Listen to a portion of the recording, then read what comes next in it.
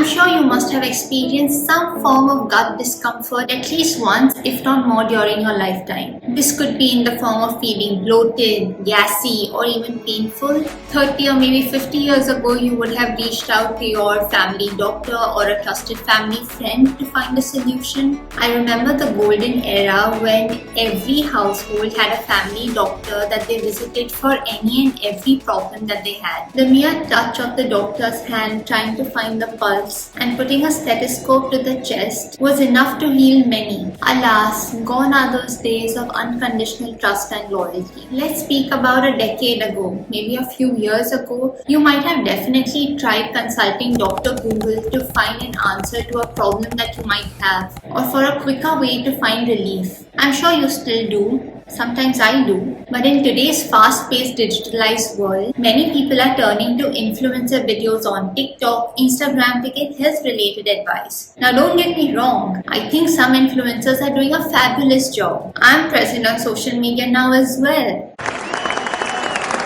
Quite honestly, my main push to join socials was through the constant nagging of family, friends, my mentors, my patients, my clients who really wanted me to share what I had on a bigger platform, and they saw the need for it and I saw the need for it.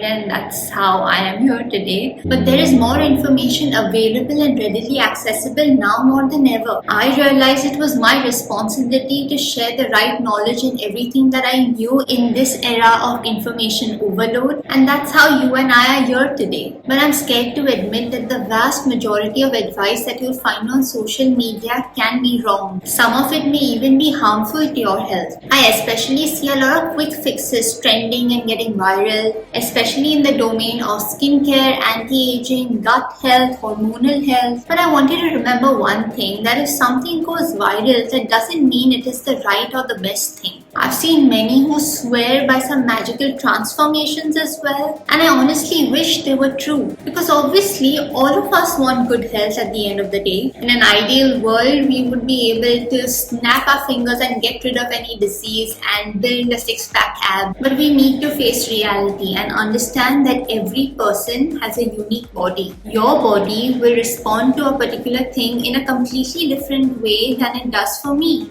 And that is the beauty of the human body, isn't it? Like for example, my treatment for no two patients or no two clients is exactly the same. It is just not possible. It cannot be. Since I dealt with studying a lot about alternative forms of healing and nutrition and what are the other ways apart from what conventional medicine taught me to take care of the human body, I understand from where all these things are stemming up and what exactly are they trying to convey. But there are some things that I have seen trending and people following it blindly and then coming for advice and then coming to heal and reverse what has been done, which becomes very difficult. And that is why today I decided to touch upon some gut related advice, especially because that is something that everyone wants a quick fix for. Everyone wants to lose weight in a miraculous way, but there are some practices that I'm not fond of, and I just wanted to share them with you today. To my wonderful community present out here, this is Dr. Sanova Doctor reporting to you today. If you're new to the channel, welcome. On this channel, we discuss skincare, holistic health, and everything needed to lead a healthy and happy life. Today, we are going to discuss 4 gut-related trends that you should be careful about if you see them and if you try to follow them. So without any further ado, let's begin.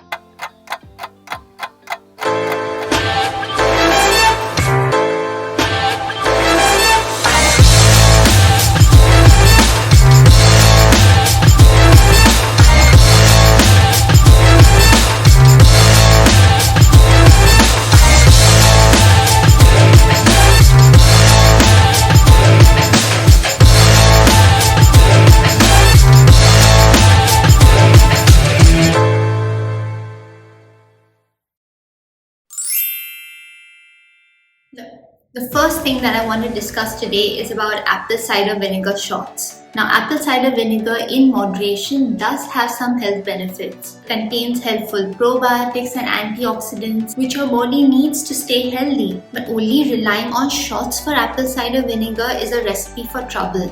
Frequent daily shots of apple cider vinegar can potentially damage your esophagus, which is your food pipe, or it can even eat away the enamel of your teeth. It can cause throat burns, it can slow down the rate at which food leaves the stomach, and it can also interact with certain medications which are commonly used today like insulin, digoxin, and many others. A lab study revealed that apple cider vinegar led to 1 to 20% loss of minerals from the teeth. This was seen when wisdom teeth were immersed in different kinds of vinegar with the pH ranging from 2.5 to 3.7 for a period of 4 hours. Though I really believe in evidence-based medicine, but there are many things that you need to keep in mind. Like for example, this study was done in a lab and not in the mouth. And we have saliva in the mouth that acts like a buffer, and that can actually protect from the highly acidic nature of any kind of food that is present. And quite honestly, no one is going to hold apple cider vinegar in their mouth for 4 hours.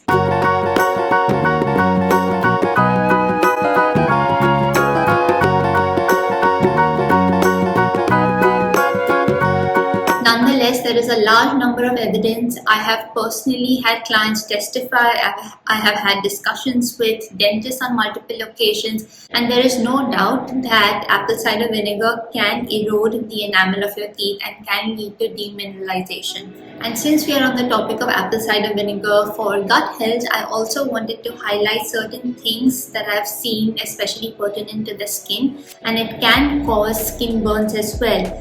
I have seen a lot of DIYs making use of apple cider vinegar, and this is something that I want you to keep in mind. Apple cider vinegar is highly acidic in nature. There have been multiple case reports of burns on the skin when apple cider vinegar was used, like that of a 14-year-old girl who developed multiple erosions, multiple lesions on her nose when she tried to remove 2 moles based on a protocol that she had read on the internet making use of apple cider vinegar. Another 6-year-old boy with multiple health-related problems had severe leg burns after his mother tried to treat the leg infection with apple cider vinegar. I'm sure all these DIYs and all these methods are tried with the best interest in mind, and some of them may actually work. But you need to pay complete attention and know the complete know-how of how to do a particular thing before you actually start doing it. And the problem that I see today is everyone has a very short attention span. So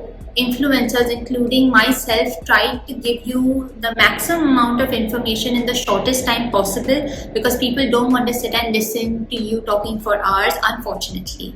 Like I've had many people tell me that get straight to the point. But you need to understand that if you don't get the complete picture and if you just know little about something, that is not good. Like half knowledge is dangerous. There was this saying, it is true. So before you try anything on your own, it is better to consult your healthcare provider and discuss what is the best for you and your body and your family. Okay? The second viral gut trend is drinking olive oil. One popular video with millions of views triggered so many other people, including celebrities, to get on this trend with claims that drinking olive oil can get rid of bloating. Now, if you don't already know about these things, there's a possibility that you will see this in future. There are people who are even adding it to their morning coffee and doing all sorts of things. Now again, there is no harm if it is something that you have been doing since a while, or if it is something that your body can tolerate, or if it is something that you want to do. Because pure olive oil from good quality sources actually does have a lot of health benefits. But drinking full glasses of it, or even drinking it in isolation, has its own set of problems. It can irritate your stomach, potentially cause loose stools, and overconsumption of olive oil can actually lead to a significant drop in blood pressure, leading to dizziness, lightheadedness, stroke, and even kidney failure. I just couldn't find strong research that suggests that these potential benefits cannot be achieved by adding olive oil into your recipes rather than drinking it straight up. This also brings me to a very important point that I want you to remember and that I keep repeating, that if something works for someone, it is not necessary it will work for everyone. This is because we all have different bodies, we are all subjected to different environments, we have different kinds of metabolisms, eating patterns, and different factors that affect our digestion, like the kind of stress you're going through, what kind of hormonal fluctuations is your body undergoing, do you have any food intolerances, what is your eating pattern genetically or inherently, what is your physical activity. Everything is so different and so variable. That is why I still think it is better off adding olive oil to your dishes rather than drinking it. You'll not only ensure that you're getting a balanced diet, but you'll also protect your body from another potential disaster that it will take time to recover from. The third popular advice that I see on social media is stop snacking. Now, it is true that unhealthy snacks can harm your health, but it is the snacks themselves and not the snacking that is the problem. While eating plans like intermittent fasting can be great for some people, for others, going too long without eating can increase gas, bloating, and many other problems in the long run. If you're in your teens, if you're a working young adult, if you're planning to conceive, if you're amidst your beautiful journey of pregnancy and postpartum, if you have growing children in your house, or if you're in a state of life where your body needs and demands nutrients and calories and that additional care, then starving yourself is going to do more harm than good. There is always this kind of funny disparity that we see in society where people who don't get enough food are always working hard so that they can get enough meals on their plate, and those who have food readily available, they're either wasting it or not making good use of it because of the kind of picture that we have created for an ideal body. I don't believe in a particular diet or food rule. Our needs and wants change from time to time, and that is something that all my clients and I want all of you all to understand and try to identify as well. If you need to eat small frequent snacks or meals to keep your blood sugar steady, there is no harm in doing that. In fact, if you try to prevent what your body actually needs, you will end up feeling weak, dizzy, sick. You're going to compromise your immune system and become more susceptible to common infections. Tune into your body and see what's best for you and not what others determine is best for you. And the fourth myth or trend that I want to dispel today and that I want to set the record very straight for is that a flat stomach is an indicator or an equivalence for a healthy body and a healthy gut. That is just not true. I have seen many Instagram and TikTok influencers promise that a healthy gut means a flat stomach, and they will show heavily bloated before and sculpted abs after photos. There are many studies, and in fact you don't even need studies to prove this, but there is no correlation between having a flat stomach or a flat abdominal curvature and having a healthy digestive tract. An unhealthy gut can lead to many non-digestive issues like autoimmune diseases, diabetes, rheumatoid arthritis, thyroid issues. What I'm trying to say is just don't go after those before-after photographs or those promises that are being made. You need to understand how is it being achieved, number one. Is it sustainable? Number two. And the third thing is whether it is something that your body actually needs. I've said it time and again, being thin or being petite is not the ideal framework that everyone should try to achieve that is being portrayed in the media or in social media as well. Like I myself am trying very hard to actually put on the weight. There's a reason why ancient feminine beauty appreciated those curves. You always see someone having chubby cheeks, and that is something that I'm trying to achieve as well, will look more healthy and younger than somebody who has a petite frame. Now that is your inherent framework, there is nothing much that we can do. But what I'm trying to say is if you're being blessed with a beautiful body, I don't want you to feel bad about it, or I don't want you to try to run after something when you're already blessed with something so beautiful, right?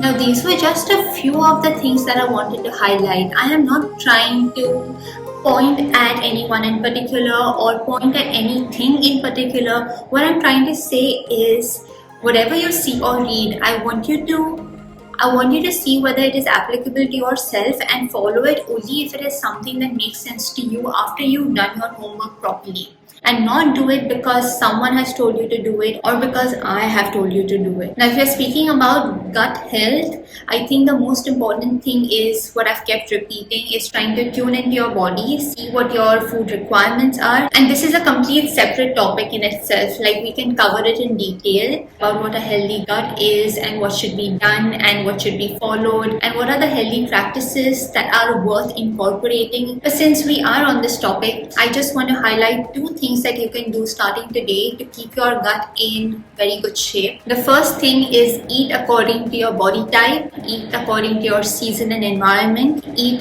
according to what is available to you, what you feel like eating. Again, I have said this time and again, it is something that my mom always told me, but if you eat something with all your heart and if you enjoy having it, even if it isn't the healthiest thing present, your body will accept it and it will do good than harm. And the second thing that I want you to do, and I think it will be a very good thing to incorporate, especially in today's times, is having a good probiotic. Again, the subject of probiotics is really huge and it is a very big market today. Like, I've tried many, but there are only 2 to 3 brands that I have actually tried and found to be effective in myself and most of my clients, and that I recommend as well.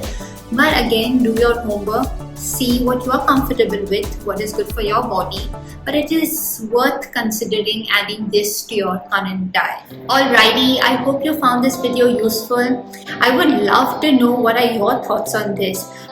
Is there anything that you saw being advocated or that you thought was being shared, but it is something that your brain told you, or it is something that you felt was not the right thing, or like there is actually any right or wrong? Because again, if somebody is telling you something, it is out of their own experience and they're saying it with the best interest in mind for you, but maybe it is something that you thought was, but it is something that you tried and did not work well with you. I would love to know your experience. We would all love to know it, because the more we share and the more we create awareness, I think it becomes a better place. And I think we need to use this entire social media presence as an advantage. I think today's time is a wonderful space where there is a lot of encouragement, there's a lot of awareness and a lot of good things and a lot of people actually speaking up, and we definitely have a very beautiful and healthy community here,